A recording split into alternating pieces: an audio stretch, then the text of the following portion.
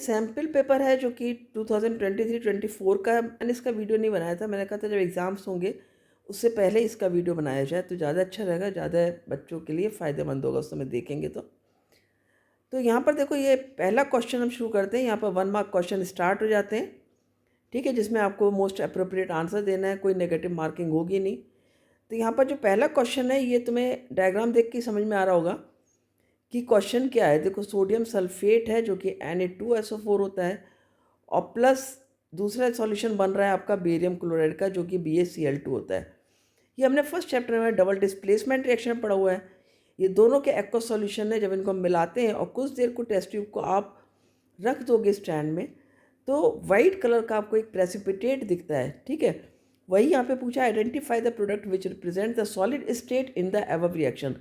तो solid state जो represent करता है, मैं यहाँ रिएक्शन भी लिख के दिखाऊंगी, BaCl2 प्लस Na2SO4। ये जब रिएक्शन करता है तो आपका बनता है BaSO4। ये BaSO4 ही है जो कि आपका सॉलिड है, इनसॉल्युबल सॉलिड है, और इसी को हम प्रेसिपिटेट भी कहते हैं।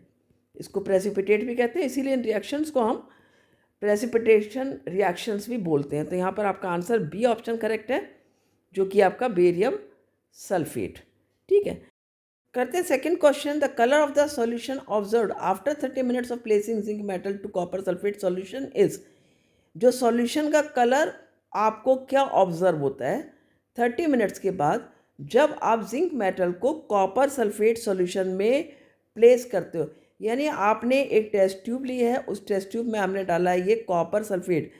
बेटर है कि इसको मैं ब्लू कलर से शो कर दूं क्योंकि कॉपर सल्फेट आपका ब्लू कलर का होता है, राइट। तो ये ब्लू कलर का मैंने इसमें कॉपर सल्फेट डाला है, और इसमें हमने डाला था जिंक मेटल, ठीक है, जिंक, और ये है आपका copper sulphate solution.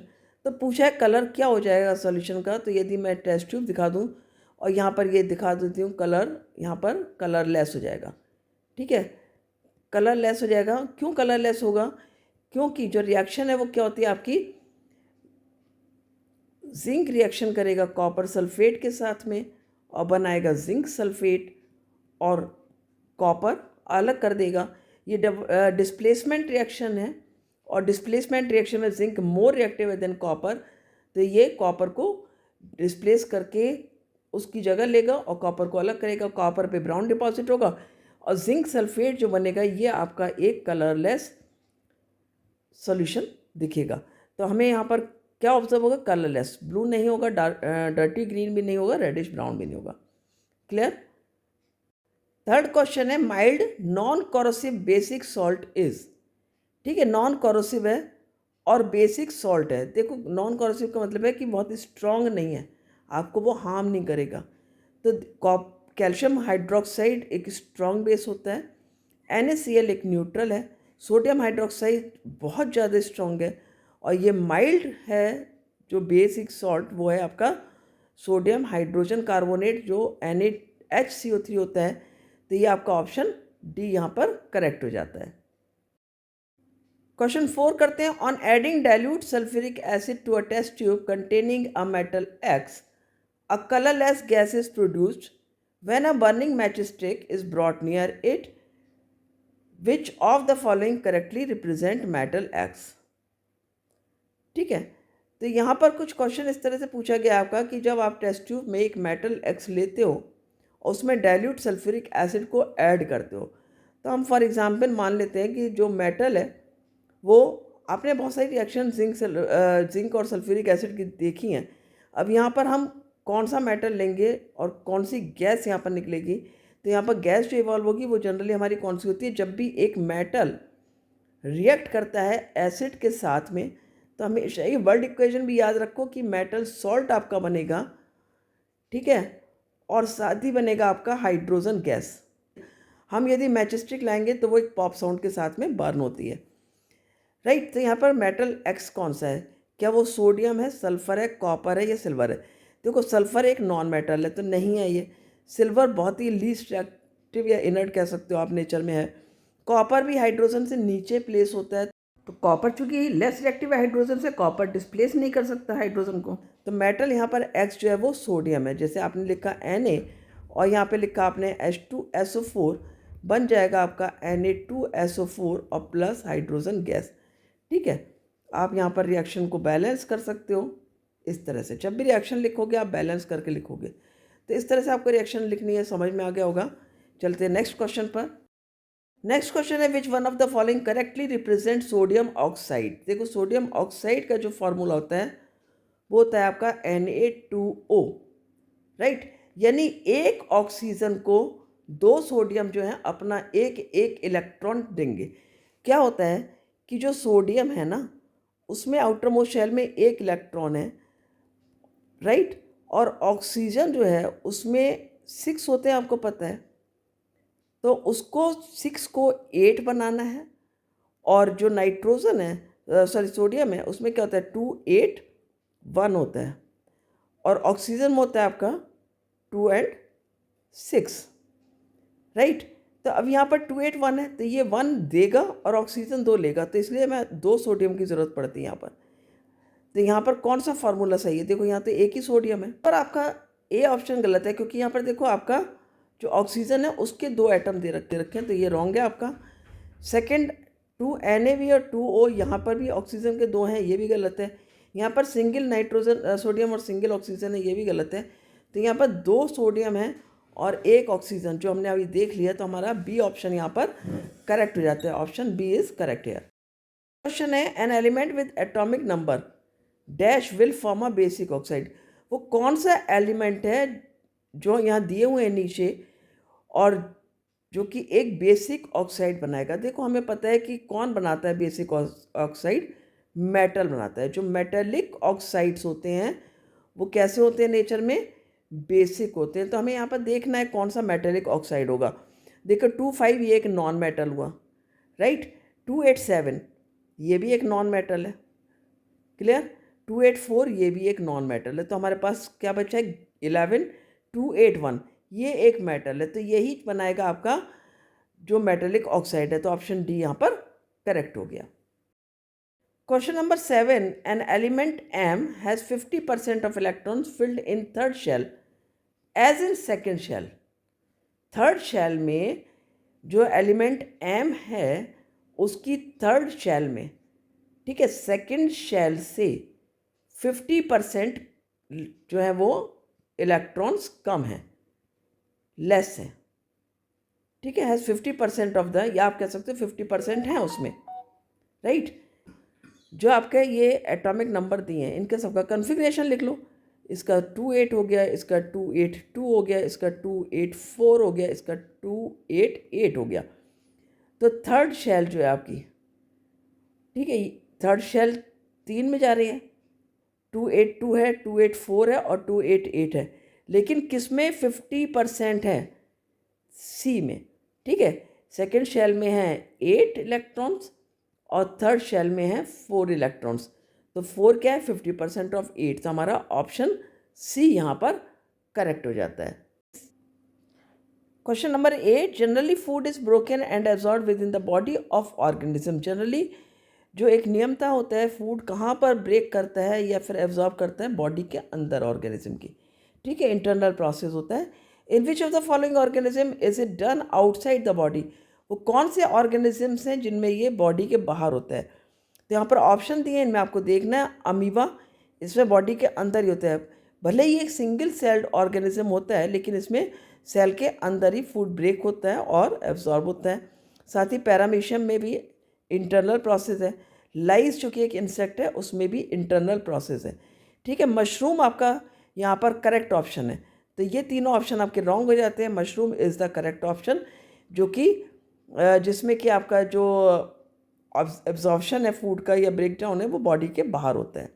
Question number 9, receptors are usually located in sense organs. Receptors जो होते हैं जनरली कहाँ पर लोकेट करते हैं?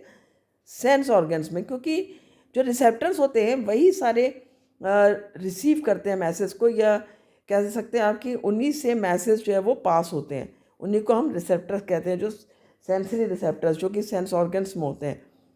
तो यहाँ पूछे आपसे कि gustatory receptors are present in.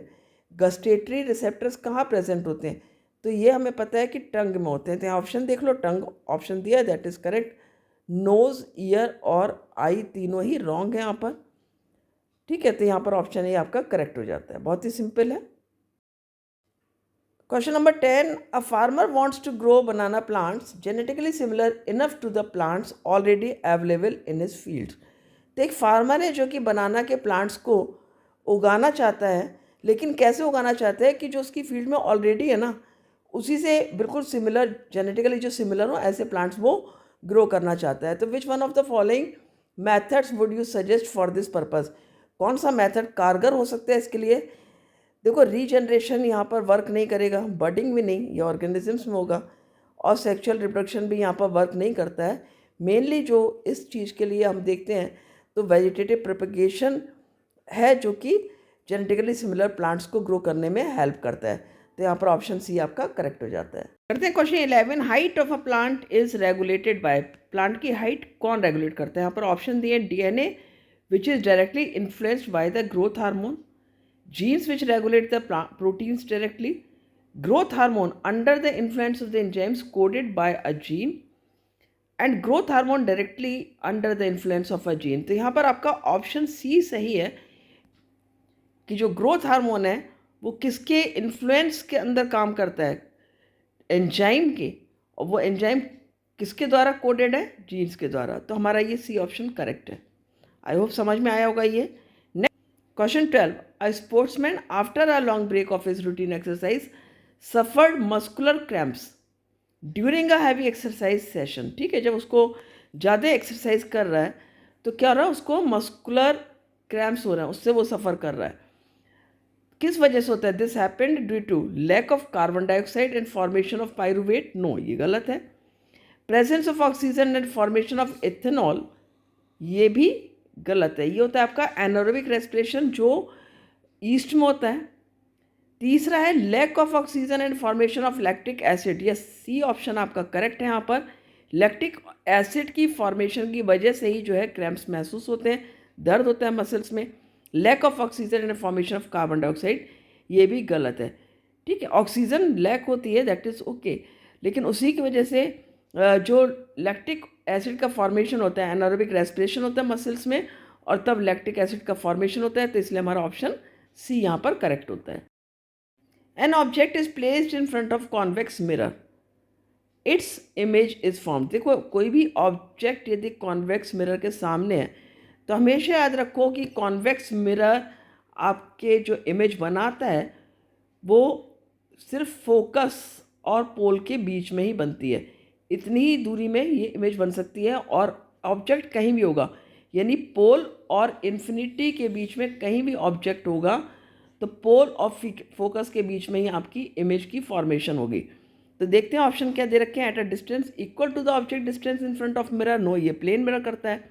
Eight twice the distance of the object in front of the mirror, ये भी गलत है। Half the distance of the object in front of the mirror, and last है behind the mirror and its position varies according to the object distance. Yes, हमारा D option यहाँ पर correct होता है। ठीक है, क्योंकि बिहाइंड द मिरर ही बनेगा, हर हालत में ये आपका बिहाइंड द मिरर बनता है, और पोजीशन इमेज की डिपेंड कर सकती है ऑब्जेक्ट की डिस्टेंस से, लेकिन फिर भी हमेशा बनेगी कहाँ? पोल और फोकस के बीच में ही बनेगी। Clear? Question 14, when light enters the atmosphere it strikes on extremely fine particles which deflect the rays of light in all possible direction, this is due to the। ठीक है, जब भी लाइट एटमॉस्फेयर से strike करती है और fine particle से यहाँ पर वो स्ट्राइक कर रही है और उसकी वजह से डिफ्लेक्ट होंगी rays in all possible direction, तो ये आपका होता है स्कैटरिंग ऑफ लाइट की वजह से। तो ऑप्शन देख लो यहाँ पर, reflection of light no, atmospheric refraction ये भी नहीं है, स्कैटरिंग ऑफ लाइट करेक्ट है, डिस्पर्जन ऑफ लाइट भी रॉन्ग है। ठीक है, तो ये आपका यहाँ पर सी ऑप्शन करेक्ट हो जाता है। 15 है, in 1987 an agreement was formulated by the United Nations Environment Programme, that is UNEP, to freeze the production of X. किसके प्रोडक्शन को फ्रीज करने के लिए एग्रीमेंट हुआ था? To prevent depletion of Y, depletion हो रहा था वाई का, उसको रोकने के लिए एक्स के प्रोडक्शन को फ्रीज करना था। तो यहाँ पर पूछा है एक्स क्या है और वाई क्या है। तो देखो किसके प्रोडक्शन को फ्रीज किया, दैट इज CFC, और किसका डिप्लीशन हो रहा था, दैट इज ओजोन लेयर। ठीक है, तो ऑप्शन देख लो यहाँ पर क्या क्या है। पहला है ओजोन एंड CFC, ये उल्टा है, यहाँ पर एक्स ओजोन लिखा है जो कि रॉन्ग हो जाता है। CFC एंड UV रेस, ये भी रॉन्ग है। C option CFCs and ozone, तो यहाँ पर ये CFCs एंड ओजोन ये आपका करेक्ट है, और UV रेडिएशन रेज और डैट एटॉमिक ऑक्सीजन ये भी आपका रॉन्ग है। तो यहाँ पर आपका सी ऑप्शन करेक्ट हो जाता है। Clear. Question 16, which of the following features related to biodegradable substances. ठीक है, वो कौन से फीचर्स हैं जो आपके बायोडिग्रेडेबल सब्सटेंसेस को दर्शाते हैं, बताते हैं। Broken down by biological process, second है रिमेन इनर्ट, थर्ड है persist in environment for long time may harm the ecosystem. तो यहाँ पर ये पहला ऑप्शन आपका करेक्ट है, क्योंकि बायोडिग्रेडेबल का मतलब decomposition of substances by the microbes, ठीक है, या बैक्टीरिया आप कह सकते हो। तो यहाँ पर first option is the correct option, remain inert. नहीं, इनर्ट नहीं रहते हैं ये, परसिस्ट भी नहीं करते हैं for long time in the environment, और ये इकोसिस्टम को हार्म भी नहीं करते हैं। तो यहाँ पर आपका 16 क्वेश्चंस MCQs हो जाते हैं। उम्मीद करती हूँ आपने अच्छे से समझा होगा। अगले वीडियो में मैं असर्शन रीज़न वाले ये क्वेश्चंस दूंगी। तो मिलते हैं नेक्स्ट वीडियो में। Thank you.